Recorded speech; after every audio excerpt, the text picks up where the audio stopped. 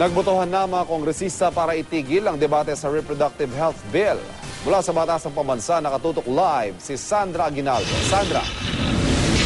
Yes, Ivan, terminated na nga itong period of debate kaugnay dito sa ating Reproductive Health Bill. At yan po ay matapos nga yung motion kanina ni Majority Floor Leader Neptali Gonzales kung saan hiniling niya na i-terminate na nga ang debate kaugnay sa RH Bill. Matapos sabihin ito ni Majority Floor Leader Neptali Gonzales ay kinontra agad ng mga tuto sa Reproductive Health Bill ang botohan para i-terminate na ito. Kapag nangyari kasi ang botohan, uusad ang RH Bill sa period of amendments at lalaki ang tsansa nitong maisabatas ngayong 15th Congress.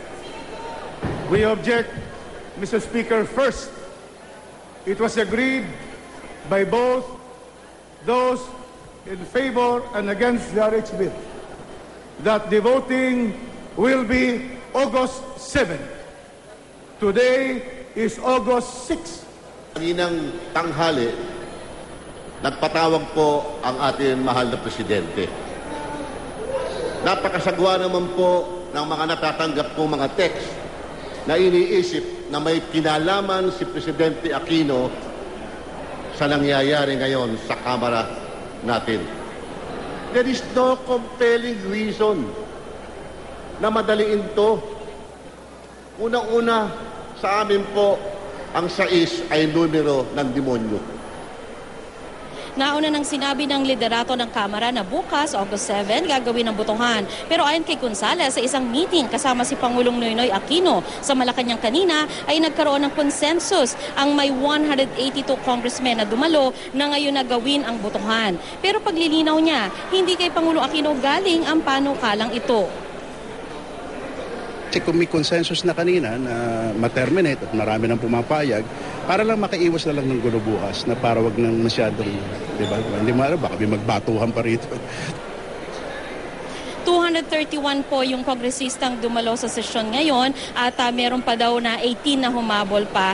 At kung majority nga ang bumoto papor dito sa RH Bill ay uusad na ito para ito ay umusad na sa period of amendments. Tsaka palang magbobotohan on second reading. At matapos nga po ang pagtatalo ay nauwi rin sa botohan.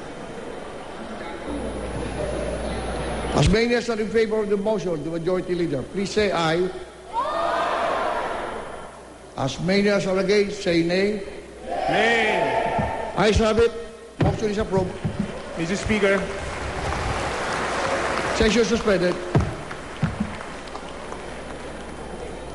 Nakita niyo naman, Ivan, na nagkaroon pa ng palakpakan mula dun sa gallery dahil nga dumalo dito yung mga nakakulay pula. Ito po yung tutol sa RH Bill at narito rin yung mga nakakulay violet. Ito naman po yung pabor sa RH Bill. Ang sinasabi po ay viva voce po yung pinagbasehan ng botohan. Palakasan na lamang ng boses ang kanilang boto. At ang pagkatapos po niyan ay nagsalita naman itong si Congressman Toby Tiangco at hiniling niya na sana'y payagan sila na magpaliwanag ng kanilang boto. Kung mangyayari kasi ito ay makikita kung ilan talaga yung bumoto pabor at bumoto kontra doon sa pagta-terminate ng debate sa RH Bill. Pero dahil nga po hindi na yan natuloy dahil winidraw po ni Congressman Tiangco yung kanyang hiling na magkaroon ng pagpapaliwanag mula sa mga kongresista. So Ivan, sa ngayon ay natapos na po at ito nga nakauusad na itong RH Bill sa tinatawag na period of amendment. Ivan? Maraming salamat, Sandra Aguinaldo.